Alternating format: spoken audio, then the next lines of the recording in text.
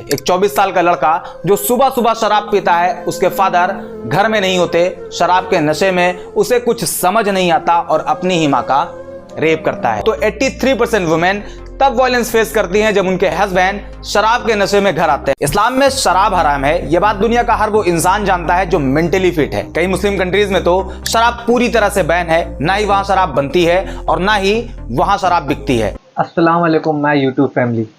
शराब या ऐसी कोई भी नशे की चीज़ जिसे करने के बाद इंसान होश में नहीं रहता, ऐसी चीज़ों को इस्लाम में हराम क्यों कहा गया है, आज हम ऐसी ही कुछ वीडियो आपके साथ शेयर करेंगे। MC राज भाई ने बड़े ही अच्छे तरीके से पूरे माजरे को समझाया है और उम्मीद करता आप लोगों को भी बहुत पसंद आएगी इस वीडियो। और उम्मीद है ये वीडियो देखने के बाद आप लोग भी अगर कुछ नशा करते हो तो वो छोड़ दोगे। एक्चुअली नशा चाहे शराब हो चाहे गुटखा हो, कोई भी ऐसी नशे की चीज़ जिससे जिस्म को नुकसान पहुँचे, ऐसी कोई भी नशे की चीज़ नहीं करनी चाहिए। हम पैसे दे करके अपने ही लिए जहर खरीदते हैं जो कि बहुत गलत है और जो हमारे जिस्म के लिए भी। तो आज हम आपको बताएंगे कि इस्लाम में शराब क्यों हराम किया गया है या कोई हर वो नशे की चीज़ क्यों हराम है इस वीडियो में। तो आइए पहले वीडियो को देखेंगे, फिर जो हमारे आगे की गुफ्तगू से कंटिन्यू करेंगे। उससे पहले अगर हमारे चैनल पे आप पहली बार हो तो चैनल को जल्दी से सब्सक्राइब कर दो, बेल आइकन दबा दो और वीडियो पसंद आई तो लाइक ज़रूर करना। अगर लगती है काम की वीडियो तो इसे शेयर भी ज़रूर कर देना। तो आइए करते हैं वीडियो को स्टार्ट। इस्लाम में शराब हराम है, यह बात दुनिया का हर वो इंसान जानता है जो मेंटली फिट है। कई मुस्लिम कंट्रीज में तो शराब पूरी तरह से बैन है, ना ही वहां शराब बनती है और ना ही वहां शराब बिकती है। अभी पिछले साल कतर ने फीफा वर्ल्ड कप को होस्ट किया था, एक ऐसा वर्ल्ड कप जो दुनिया के सबसे बड़े टूर्नामेंट में से एक है, जिसमें मैक्सिमम टीम वेस्टर्न कंट्रीज से आती है, जहां शराब उनके कल्चर का एक हिस्सा है। बावजूद इसके कतर ने अल्कोहल को पूरी तरह से बैन कर दिया था। साल 2022 फीफा वर्ल्ड कप उसके इतिहास का ऐसा पहला टूर्नामेंट भी था जिसमें शैंपियन नहीं खोली गई। अब सवाल ये, आपने कभी सोचा आखिर इस्लाम में शराब हराम क्यों है? क्यों मुसलमानों को शराब से दूर रहने को कहा गया है? समझते हैं आज की वीडियो में।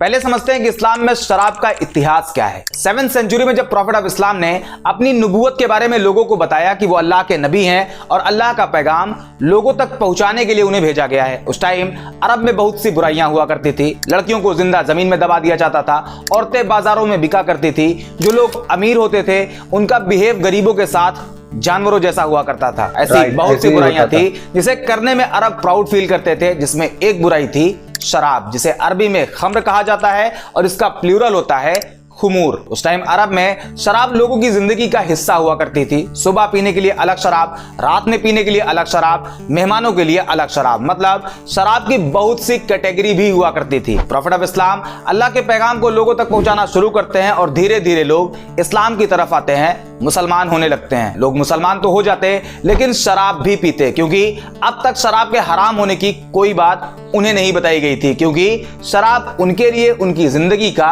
एक हिस्सा थी। लेकिन इसी बीच कुरान चैप्टर 2 वर्स 219 लोगों को बताई जाती है, जिसमें कहा गया है, ऐ नबी, ये आपसे जुए और शराब के बारे में पूछते हैं, कह दीजिए इन दोनों के अंदर बड़े गुनाह हैं, कुछ लोगों के लिए कुछ फायदे भी हैं लेकिन बुराई फायदे से ज्यादा है। इस टाइम तक शराब को लेकर उसकी बुराई के बारे में तो बताया गया, लेकिन अभी भी शराब हराम नहीं है। जैसा भी आपको बताया, शराब अरब के लिए उनकी जिंदगी का हिस्सा थी। ऐसे में डायरेक्ट शराब को पूरी तरह से बंद कर देना सही ना होता। कुरान के चैप्टर 2 वर्स 219 को याद रखना।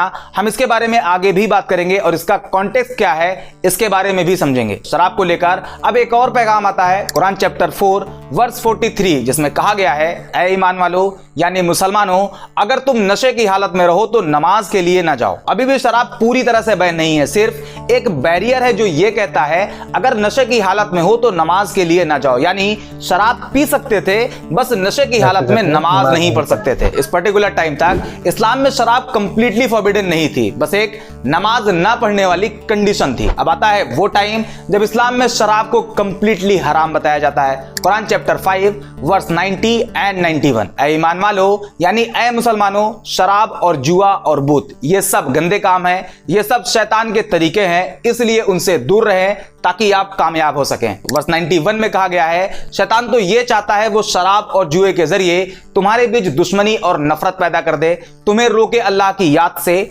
नमाज से, तो इसे छोड़ते हो या नहीं। ये सुनने के बाद उस टाइम के जो मुसलमान थे उन्होंने शराब पीना बंद कर दिया। यहां तक बताया जाता है कि जब लोगों ने ये सुना कि शराब हराम हो गई है तो जिसके घर में शराब थी उसने उसे फेंक दिया, जिसके हाथ में शराब थी उसने उसे वहीं रख दिया, जिसके मुंह में शराब थी उसने थूक दिया, और जो शराब पी चुका था वो उसके पेट में जा चुकी थी, उसने ये सोचकर उल्टी कर दी कि हो सकता है शराब हराम होने का हुक्म पहले आ चुका हो और मुझे बाद में पता चला हो, तब तक मैंने शराब पी ली हो। और इसी के बाद इस्लाम में शराब को हराम बता दिया गया, यानी अब कोई भी मुसलमान शराब नहीं पी सकता है। लेकिन अभी भी एक चीज थी जो पी जा रही थी।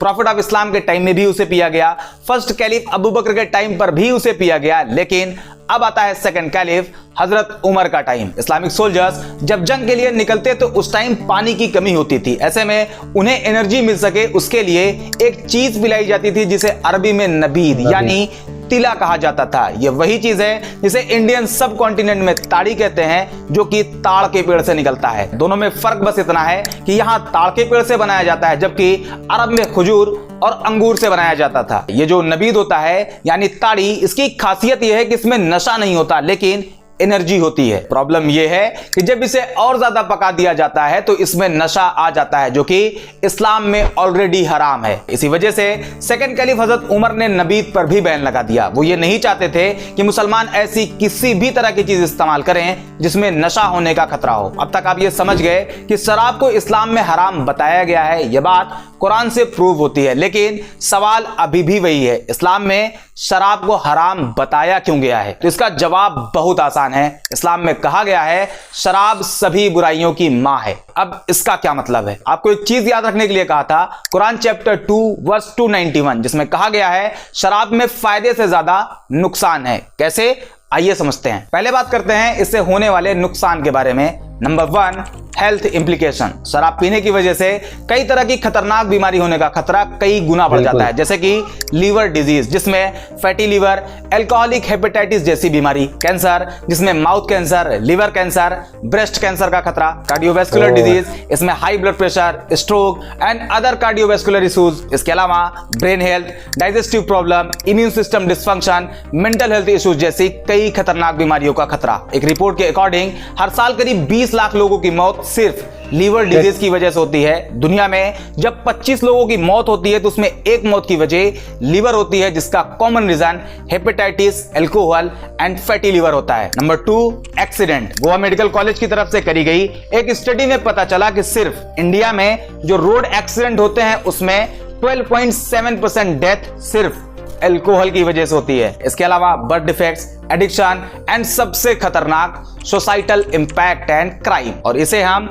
2 पार्ट में डिवाइड करके समझते हैं। पहला वायलेंस, दूसरा फैमिली इश्यूज। पहले बात वायलेंस की। अगर आप न्यूज देखते हो, न्यूज़पेपर पढ़ते हो, तो ऐसा कोई दिन नहीं बीतता जिस दिन शराब की वजह से वायलेंस की खबरें ना हो। पिछले 2 से 3 दिन की कुछ अपडेट्स आपको दिखाता हूं। अधेड़ ने शराब के नशे में लगाई फांसी, नशे में बेटे ने कर दी मां की हत्या।